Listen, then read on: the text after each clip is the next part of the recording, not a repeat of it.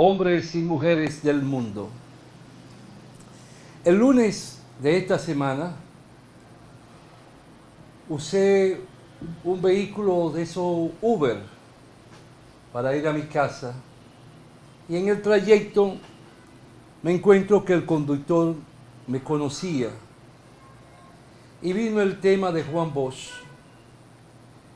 pero él no conocía ni sabía de Juan Bosch y me preguntó si fue el presidente que se suicidó. Yo le dije que no. Le expliqué que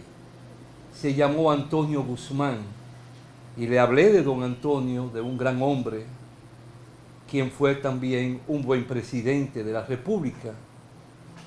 Por cierto, fue mi ministro de Agricultura en el gobierno de Juan Bosch e hizo un trabajo extraordinario y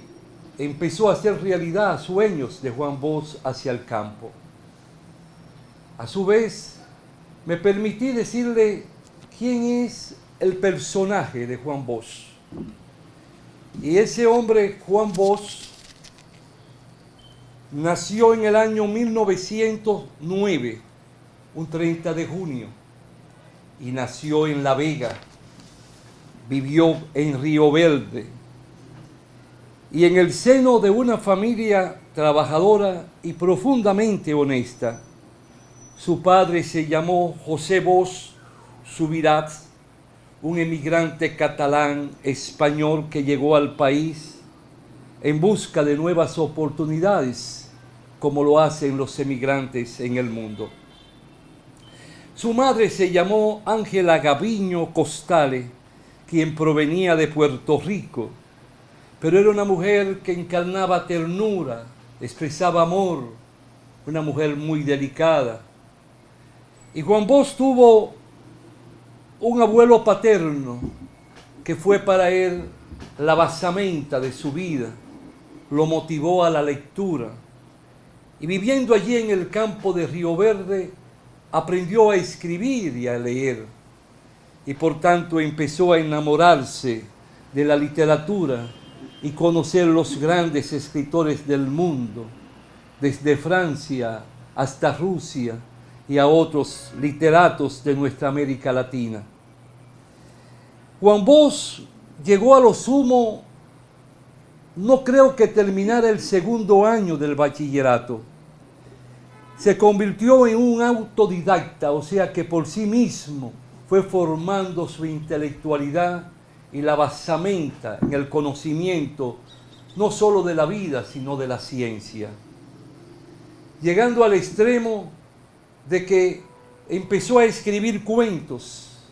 y esos cuentos guardaban relación con la cultura, la costumbre y el uso de los campesinos para la época, en particular aquellos campesinos de lo que es la provincia de La Vega, y a ellos se refirió y lo describió en varias de sus novelas y en particular en los cuentos. Es decir, fue un hombre que empezó a hacer uso de la literatura y de la escritura para encarnar un mensaje y cantarle a los que sufren, a los que padecen. Y ese conductor, ese chofer, ignoraba todo eso de la existencia y la forma de vivir y desarrollo intelectual de Juan Bosch. Juan Bosch, en la era de Trujillo, tuvo que irse al exilio. Y en ese exilio tuvo que recorrer varios países de nuestra América y del mundo. Vivió en Puerto Rico. Allí en Puerto Rico, desde que llegó, consiguió trabajo en una biblioteca. Más que en una biblioteca, en lo que era el Archivo Nacional, dirigido por un hijo de un gran educador puertorriqueño que vivió en nuestro país y ha sido considerado como uno de los grandes dominicanos, de nombre Eugenio María de Hostos, quien fue el forjador de la educación en nuestro país, una educación en base al razonamiento, a la determinación de saber interpretar lo que es correcto y cómo aplicar lo que iba aprendiendo, lo que iba leyendo, lo que iba estudiando. Y aquello lo llevó a enamorarse de lo desposeído, de lo descamisado, de los que sufren. Y Juan Bosch en su exilio vivió en Puerto Rico, como te dije, también en Cuba muchos años, en Venezuela, en Costa Rica, en Chile. Y en cada uno de esos países dejó una huella. Y por esa huella se les recuerda en el andar de la historia de cada una de esas naciones. Escribió tratados, escribió libros extraordinarios, biografías de personajes de nuestra América y del mundo. Y el chofer se iba interesando y haciendo preguntas. Y en cada pregunta afloraban nuevas respuestas de esos hombres que van con el timón y con los pies donde ponen en movimiento los frenos y el acelerador y el freno, y pasan horas y horas en la jornada bajo el sacrificio y el tesón, bajo el sol y bajo temperatura fuerte. Y se sentía como emocionado, muy emocionado se sentía ese chofer, que en verdad no le pregunté por el nombre y él me lo dijo, pero honestamente no recuerdo, pero sé que uno de los buenos y nobles hombres de nuestra tierra y de nuestra patria. Y hablando de eso, Juan Bosch una vez dijo que la tierra dominicana era una tierra rica y el hombre y la mujer dominicana eran hombres buenos y nobles, y que solo era y bastaba para ser suficiente unir al buen hombre con la tierra fértil dominicana para ponerla a producir. Juan Bosch escribió novelas como La Mañosa,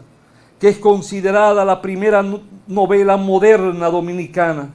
y donde analiza la guerra del 1911, una guerra civil entre horacistas y jimenistas, desde una óptica social y no partidista. Con esa obra, Juan Bosch se dice inauguró lo que se llama el realismo social dominicano, combinado con una narración y la crítica política. Juan Bosch, quiero que sepan, vivió en Europa y viviendo en Francia para el 1968 y 69, fecha en la cual lo conocí en París mientras yo cursaba mis estudios de doctorado en Derecho del Trabajo y la Seguridad Social. Con él tuve la oportunidad de verlo casi una vez a la semana, y en ocasiones salíamos juntos, él y mi tercer hermano, a través de quien conocí a don Juan. Este hombre se enamoró de la humanidad, se enamoró de los pueblos del mundo, y por eso aprendió, sin tener una formación ideológica, a amar a los que sufren, amar el trabajador, amar el campesino. Y él entonces, al amarlo y en el exilio, se fue involucrando en la vida política,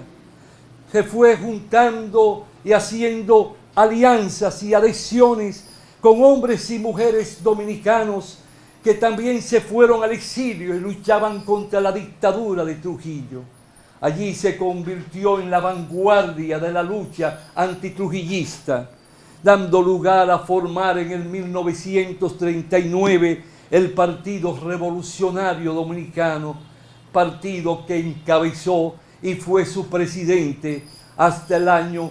que él se fue de ese partido y renunció a la presidencia y a su membresía, dando lugar que en diciembre de 1973, un 15 de diciembre, fundara el Partido de la Liberación Dominicana, dando por resultado que un 4 de enero de 1994, entonces llegara a mi casa y allí fue a buscarme para que formara parte de ese partido donde duré 37 años, hasta cuando renuncié hace aproximadamente 13 años. Juan Bosch se formó en la política a través del estudio y del análisis. Por eso se convirtió en un gran historiador, no solo de nuestro país, sino de todos los países donde vivió. Y al mismo tiempo llegar al PLD le permitió conocer otras latitudes y ahí entró a conocer lo que es el socialismo y se convirtió en un demócrata socialista o en un socialista democrático. Nunca fue, como le imputaron, comunista, ni tampoco fue un revolucionario que pensara en las luchas armadas, sino que consideró que la vía más óptima era el camino de la democracia, donde existiera la libertad, donde existiera el libre albedrío, el derecho del ser humano a vivir con dignidad y con orgullo en sentirse formar parte de la especie humana. Y eso lo llevó a su partido nuevo. Y ese partido se constituyó no en un simple partido que aglutinaba personas, sino que más que aglutinar las masas, convertir a cada hombre y mujer en miembro, no, buscó en que ese partido tuviera una militancia pequeña, llegando a tener para el 1995 aproximadamente unos 7.000 miembros, pero todos eran circulistas. ¿Y qué quiere decir circulista? Quiere decir que todo aquel que para ser miembro del partido tenía que integrarse en un círculo de estudio.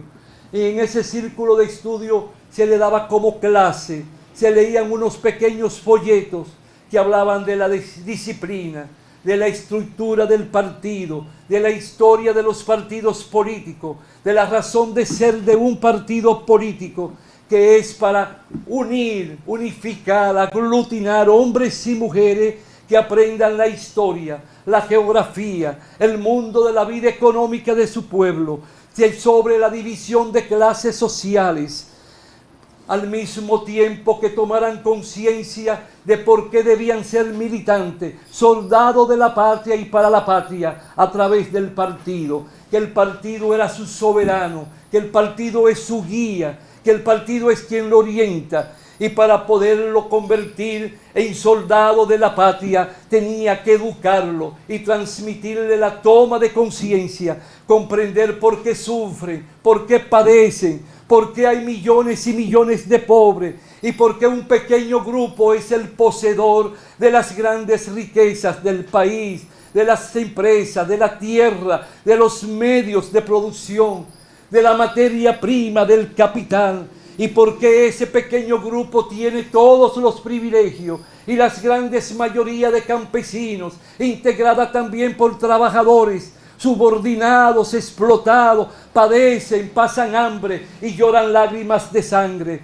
A ellos se les cantó, a ellos se les habló, y todos los días, desde que llegó en octubre de 1961, empezó a educarlo hablándole por radio, hablándole media hora de lunes a viernes a través de una emisora que se llamó Radio Comercial. Y allí los hombres y mujeres, pobres y campesinos y obreros, empezaban a escucharle y empezaban a comprender términos como el tutumpote, el que lo tiene todo, el carro pecueso largo. Y al mismo tiempo que hablaba de tutumpote, le hablaba de aquellos que no tenían nada, de aquellos chiriperos, de aquellos que eran pobres diablos, como se dice en el argot vulgar.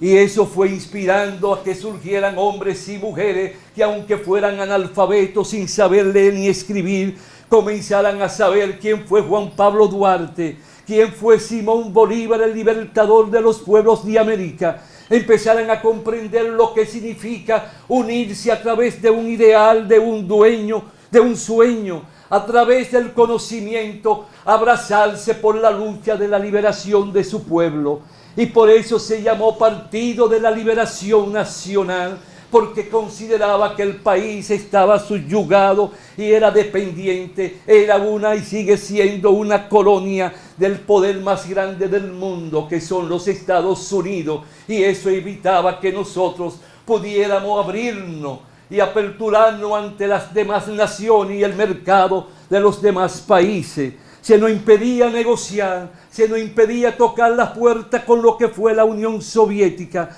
lo que es China continental, y con otras latitudes de Europa, porque todo había que negociarlo, comprarle y venderle a los Estados Unidos o a los países satélite o colonia de ellos. Juan Bosch consideró que en la medida en que surgiera un partido integrado por hombres y mujeres con conciencia política de su deber y su responsabilidad, entonces podía ese partido caminar hacia adelante y a través de las elecciones ese pequeño grupo de hombres y mujeres convencer a sus familiares, a sus vecinos y vecinas, porque había que luchar para que ese partido triunfara y tomara el poder, como ocurrió en 1996. Observen bien cuánto le estoy diciendo a ustedes. En tal sentido, cuando yo hablaba de la fundación, no es en la fecha que le dije, fue en el 1973, que surgió un 15 de diciembre la fundación del partido, y en el 74 fue que estuve en mi casa, perdonen por el error en el número de la fecha que le he dado. En tal sentido, esas alocuciones de Juan Bosch, que siguieron en toda su vida, siguió hablando con su pueblo, por considerar que el pueblo es el soberano, porque el pueblo es el guía, el pueblo es nuestro jefe, bajo el criterio de que el pueblo es todo, sin el pueblo no es nada, un partido político ni un gobierno, y que un gobierno tenía que surgir para responder a los dictámenes del pueblo, a resolver y dar respuesta a las exigencias sociales, económicas y políticas de un pueblo, sabiendo que democracia no es solo que yo pueda hablar y decir lo que me venga en gana, sino que también yo pueda hablar teniendo un concepto del valor de la palabra y teniendo una razón de ser, el concepto de las ideas políticas, sociales y económicas, y saber el porqué de las diferencias sociales, como te he dicho, que hay trabajadores explotados y hay los dueños del capital, que son los que explotan y los que niegan derechos las más de las veces. Saber por qué hay terratenientes dueños de las grandes porciones de tierra, muchas veces sin tener, no se ponen a producir y están allí como tierras estériles. Juan Bosch nos enseñó a pensar y a conocer todo eso. En tal sentido, Juan Bosch le hizo ver al pueblo que había que organizarse con conciencia y aprender a luchar y hablar con los demás. Juan Bosch consideró que para ejercer la política había que tener el sentido de la dignidad, el sentido del orgullo y el sentido de la integridad y del honor, que a la política no se iba para verla como un instrumento ni como un trampolín para dar un salto de enriquecimiento personal ni particular. Por eso vivió una vida, no de un pobrecito, pero de una vida muy humilde, casi toda su vida en una casa alquilada, hasta que en una ocasión un grupo de personas y de instituciones resolvieron regalarle su casa, y a partir de ese momento, ya en la ancianidad, es que vino a tener una casa propia por un regalo del mismo pueblo dominicano, vamos a decir. Juan Bosch nunca tuvo carro de lo que tienen los tutumpotes, como él decía, los ricos. Era un Peugeot viejo, un simple vehículo, que cuando se dañaba su hermano, que era mecánico, era quien se lo arreglaba, por tanto, de forma gratuita, y le buscaba hasta los repuestos.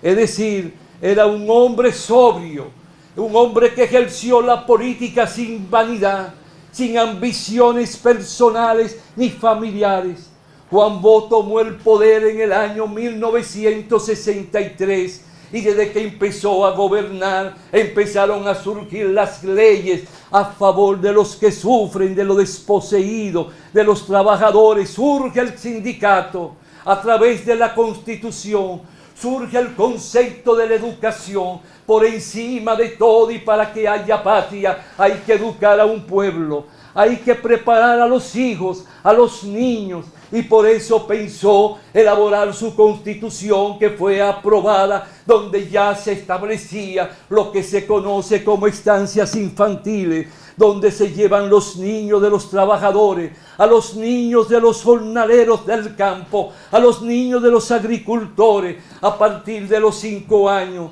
pensando para que esos niños a los 5 años ya supieran leer y escribir y llegaran a la primaria. Y él se propuso darle ese derecho y empezaron a surgir entonces estancias infantiles en muchos sitios y parajes de ciudades y municipios de la República Dominicana. Juan Bosch, con su constitución, creyó en la reforma agraria, darle tierra a los campesinos,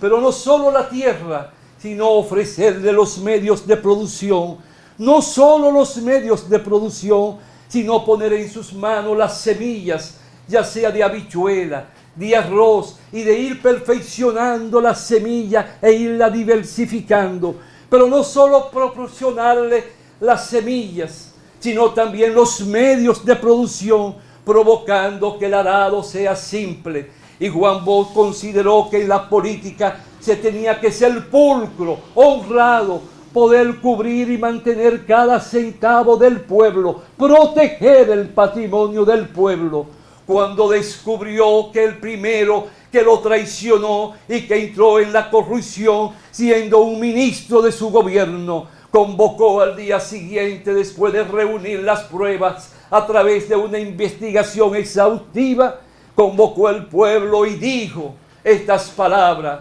a mí me pueden dar un golpe de Estado como a cualquier gobernante de América Latina, pero jamás podrán darme un golpe de Estado por ladrón ni por haber traicionado los sentimientos y la lealtad a mi pueblo. Por tanto, fulano de tal ha traicionado al pueblo y le ha faltado el respeto al presidente de la República. A partir de este momento, abro mi saco, tomo mi pluma y paso a firmar el decreto cancelando, destituyendo a este traidor de la patria, para que a partir de este momento la justicia dominicana juegue su papel. Y a partir de ese momento no apareció otro desgraciado que se atreviera a violar la moral y la dignidad y la integridad y la pureza de la política en cualquier país del mundo. Juan Bosch inspiró respeto, inspiró amor, inspiró dignidad, inspiró el coraje de luchar por una nación para que se desarrollara. Pero solo los Estados Unidos, la Iglesia Católica, los poderosos del país le permitieron gobernar 7 meses. Y en esos 7 meses pagó la deuda externa del pueblo dominicano. En esos 7 meses empezó a desarrollarse una clase capitalista, dando lugar al desarrollo y a la instauración de las industrias, de las empresas, de las fábricas. Y comenzaron a surgir obreros que se organizaban en sindicatos. Y la cultura, el arte, la música, la pintura, todo lo que tiene que ver con el canto y el teatro, empezaron a tener fuente donde inspirarse nuestros hijos para enamorarse, desarrollarse, y empezaron a darse becas a decenas y cientos de jóvenes que cursaban estudio universitario o para hacer su doctorado o especialidad y mandarlo a países como Alemania, Francia, los Estados Unidos e Inglaterra a formarse y acabar de esculpirse para que retornaran a su tierra y poner sus conocimientos al servicio de la patria. Pero nunca cesó y nunca desistió de hablarle a su pueblo, de instruirlo, de inspirarle y hacerle ver que solo tomando conciencia podían ser hombres y mujeres útiles y capaces para servirle a la patria y luchar por los derechos esenciales. Por eso quise hablarte de Juan Bosch, de ese Bosch que tuvo mensaje, como dijo: no basta con ser un líder, sino que ese liderazgo debe institucionalizarse, transformarse en partido o movimiento con base social. Y un partido es el todo, pero un partido que piense en el pueblo, que trabaje para el pueblo, que organice al pueblo, que defienda el patrimonio del pueblo y que sepa reivindicar los derechos esenciales de un pueblo. Ojalá que tú hoy hayas conocido o sepa de quién fue Juan Bosch, de quien debe de hablarse de forma permanente y enseñarse a conocer para que no se olvide de quién fue el maestro, de quién fue el líder más puro y de mayor dignidad y grandeza que ha tenido este pueblo después de Juan Pablo Duarte. Hasta la próxima, si Dios quiere, hombres y mujeres del mundo.